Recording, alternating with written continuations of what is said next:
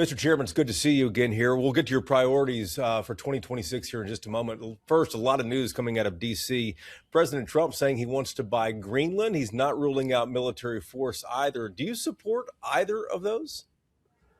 Well, I don't know about military force. Greenland can certainly be a friend of ours, but with its proximity to some of our other uh, nations we're watching, be a good place for a base. We've got one up there now, but maybe a larger one. So we'll just have to see what happens. I know he's talked about actually buying it from the 30,000 people that are there. He's put a price on it. So we'll see. Right now it's a business deal, but I don't think you need military force for Greenland, but we'll see.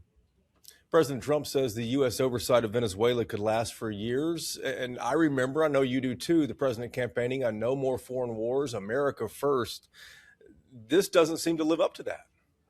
Well, I don't know. I mean, all the drugs coming down from Venezuela have been affected our country severely. I think I saw a number the other day, 300,000 kids or people have died of overdoses in a very small amount of time. That's been a real problem. We began to address that. I think that his plan to get democracy back to Venezuela is not bad, actually. I mean, we get this oil, we sell the oil at sticker price, and then we take that money and help Venezuela put a democracy together. I mean, that's a pretty good business plan. So we'll see what happens. But I don't know so much it's nation building. But I think we need friends down there, and that country's been devastated during that time with Maduro. So we'll see what happens, and if we can help them create a democracy and create opportunity, they can become a great friend of ours. He left the brutal dictatorship in place, though. Are you surprised he didn't try to put democracy or restore democracy back in that country? Well, you'd like to finish things, right, if that's the way you think. But I think that he's going to give everybody an opportunity, which is the fair way to do it. But they know that we have the power to do things that we need to do. But I think that he's given them an opportunity to see if they can turn it around, and we'll just see what they do. Healthcare, of course, costs are rising for some 4 million Texans who purchase their policies on the marketplace. Congress obviously left for the holidays without addressing it. Do you expect Congress is going to address this in the new year? Yeah, I think we need to. I mean, it's a huge expense for a lot of people, but we also have to come up with a plan that works. And I'm one of those. I believe individuals ought to own their own health care. I don't think the government should own it. I don't think the place they work should own it. I think it should be transferable. I mean, if they lose their job or they retire, they can carry it with them. I think they should shop across state lines. And I think they ought to be able to be put in a pool with other businesses to bring prices down. As you know, I'm a small business owner and I employ hundreds of people, and the cost of healthcare right now is out of sight, and it's a direct expense to businesses. So let's let individuals own their own healthcare and take it with them and shop and get the best deal they can. That's where I stand with it. Is there any talk about actually moving some legislation on this, though? Well, there's a lot of talk about it. It's got to be the right legislation, and of course, that'll be up to leadership on what we see and what we do. But I've expressed my thoughts on where I think we need to be. And I think I got a little more insight than a lot of people, quite frankly, because I still own a business, as I said, hundreds of employees I pay insurance for. In many cases, their families. It's a direct expense. It costs a lot of money each year. And if individuals owned their own health care and businesses didn't own their health care program, it would mean a lot of cash flow for a lot of people. One of your priorities for 2026 is to expand access to capital for small businesses. Tell us about the plan here. Well, Main Street America, 99% of the businesses in America are small. 75% of the payroll, 75% of the workforce is generated by small businesses, right wherever all of us live. And I think that, small businesses needs to be able to make a profit and so forth. So it's going to be an interesting time, and cutting taxes, cutting regulations, 100% expensing, talking about sending kids to trade school and not dropping out of school in the ninth grade, and is a big deal. And we're heavily promoting less government, lower taxes, and opportunities to not drop out of school, but be a plumber, welder, carpenter, and close the gap of the economy, as I like to say.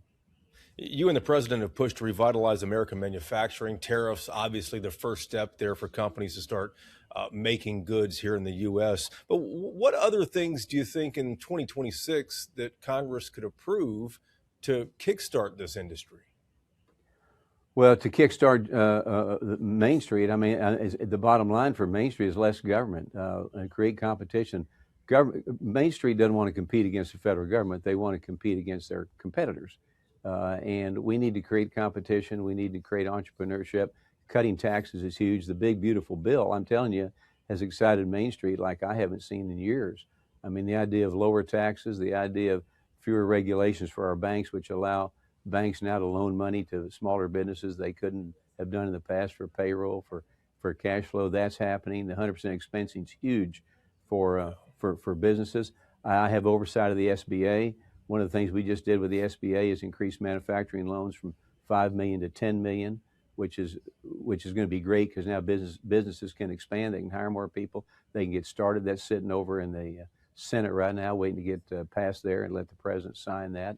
So we're doing a lot of good things. SBA loans are up 75% over the past year, and we're finding ways to make it easier to borrow money, and access to capital is huge because without capital, you can't exist. And I think we're doing some really good things with the SBA, but also with lowering of interest rates is going to be huge for access to capital and being able for small businesses to be able to borrow money and pay for it. Is that going to happen, though, the interest rates lowering? Well, we've already seen it happening. We've had the last rate cut was in December. I think you'll see another rate cut by March, probably 0.25.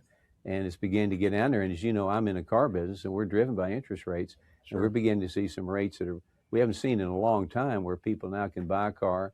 And as you know, we just passed legislation where people can buy a car and a new car and deduct the interest on their loan. So all these kind of things that we created in this big, beautiful bill are creating cash flow. And we all know when people make money, when businesses make money, they don't save it, they spend it. And that generates capitalism and entrepreneurship, investments in the future. I think we're sitting on a great opportunity, great time to be in business and start a business. And I look forward to chairing the committee to help people get there.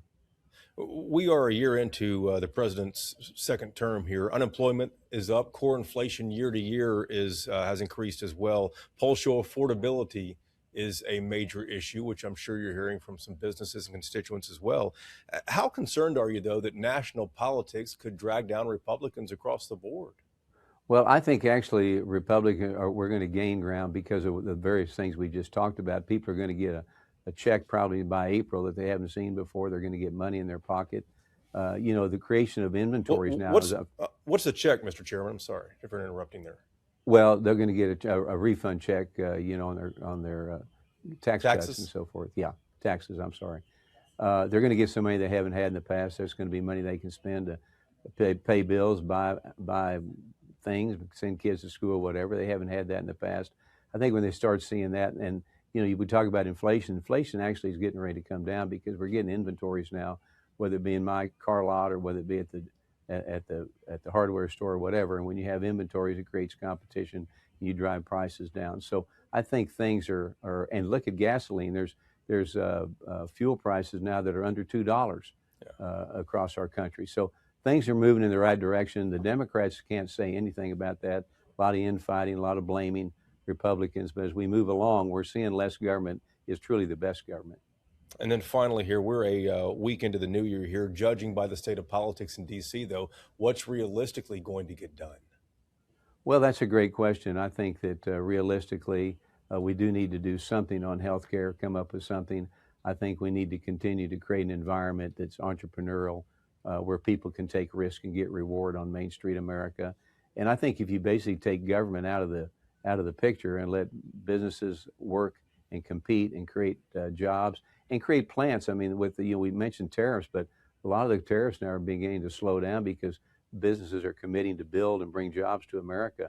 And that's all we want. Let's have production here in the greatest country in the world, create jobs. We got the greatest workforce, and we'll be the greatest country in the world, as we should be, if keep the world from imploding. So I'm excited to be a part of it. We travel the country, and the attitudes of people are really, really good. They feel good. They're going to have some money. They're going to have some opportunity, and and we're all proud that we live in the greatest country, and frankly, the greatest state in America is Texas. We know that. Mr. Chairman, thank you for the time. Thank you, Jason. God bless.